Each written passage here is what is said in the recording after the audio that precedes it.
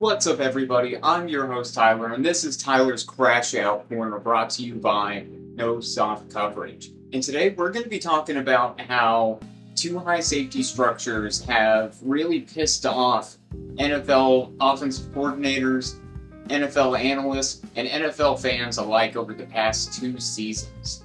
This outrage over good defensive football has even gone as far as Mel Kiper saying that cover two should be outlawed in the NFL. When really, that's not really what's going on here.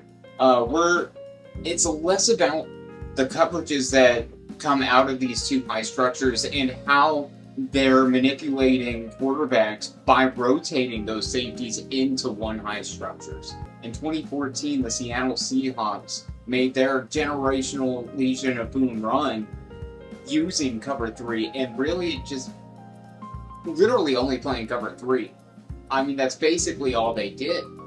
And the only difference between that and what teams are doing now is they're starting from a two high structure and they're starting to mix in these two high coverages with the one high coverages to really create a very confusing picture for NFL quarterbacks.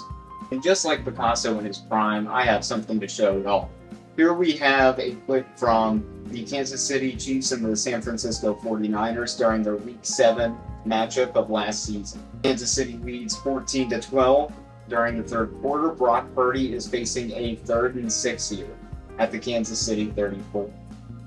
What's going to happen here on this play is Brock Purdy is going to throw an interception here on an out route ran by Ronnie Bell. As you can see here, Parasol goes in motion left. He sits, we have the out route, and Brock Purdy just overthrows the ever-living hell out of him. Now, this is a pretty head-scratching play for a lot of NFL fans. So what we're going to do here is we're going to break down what exactly happened on this play and what exactly Brock Purdy was seeing. Coming to the whiteboard here, you see that the San Francisco 49ers have lined up in a condensed 3-by-1 formation.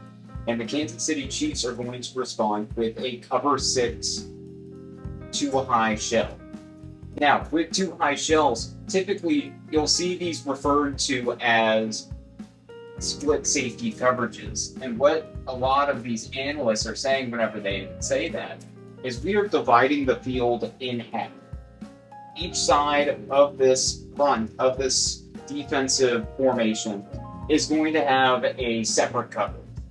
And here we see a cover 6 look from the 49ers, meaning that we have one side playing cover 4 and one side playing cover 2. Now, what do I mean by cover 2? Cover 2 means that we have two guys deep, or covering deep down the field. And essentially what that looks like is we are going to get a press corner on the single side receiver, and then our strong safety is going to play a deep half of the field. Brings us to cover 4 and what the Chiefs are doing on the 3 receiver side. Now, cover 4 is characterized by the fact that there are 4 guys playing deep if we were to play both sides of the field as cover 4. However, what really happens due to pattern matching and how NFL defenses play coverage nowadays is it really plays out more like man. This picture that has been drawn for Brock Purdy is all going to change as soon as they bring Ricky Parasol in motion. He's going to motion from that slot spot in from the number 2 to the number 1 of our 3-by-1 formation, creating much more of a spread look. Kansas City is going to respond with a pure Tampa 2 cover 2 coverage. And what that exactly means is, again, you're having 2 guys play deep. Our corners are going to be pressed up and playing the flats, while our Mike linebacker right here is going to be running what is called the middle hole. And that is essentially the space created by the safeties dividing the field in half. Now, the concept that the 49ers have drawn up here is a concept that a lot of people call stick and nut. And essentially, what it aims to do is it aims to split the safeties of this cover two defense by running the X on what is called a MORE route. MORE stands for Mandatory Outside Release. And what that does is it's going to take this safety and he's going to have to run with this X receiver. That vacates a lot of space right here. And so what the Niners do is they look to run George Kittle on what is called that stick and nod route. He's going to cut outside and then back in and try to outrun our Mike linebacker running the middle hole. Now, where this concept has seen some variation from the 49ers, at least on this third down, is we're going to see Ronnie Bell run a 10-yard out, and we're going to see Ricky Pearsall take off at a 45-degree angle and then sit that down on what is called a spot route. Now, when NFL fans see this, it doesn't look good for Purdy. There's one caveat to this all.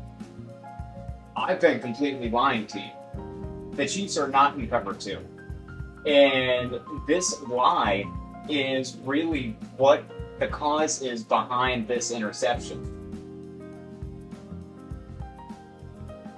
And this lie told by the Kansas City defense is really the driving force behind all of this outrage towards too high safety shells. And essentially what's going on here is we are moving from that cover two look pre-snap, and we're moving to cover one. Now, cover one is characterized by the fact that we have one player playing deep down the field, and everybody else is man to man. Anywhere your guy goes is where you're going. On top of that, the Chiefs do something kind of wonky here. What they're doing is they're bringing cover one on the back end, but they're also running an overload to the weak side, an overload blitz. And what this means is that we are looking to take advantage of the fact that they only have so many blockers on this side. So essentially what happens is this weak side edge rusher, George Karlaftis, is going to take as wide an angle as he possibly can while still threatening the quarterback. And by doing so, the Chiefs have opened up Nick Bolton to act like he's dropping into his zone and then rushing the passer.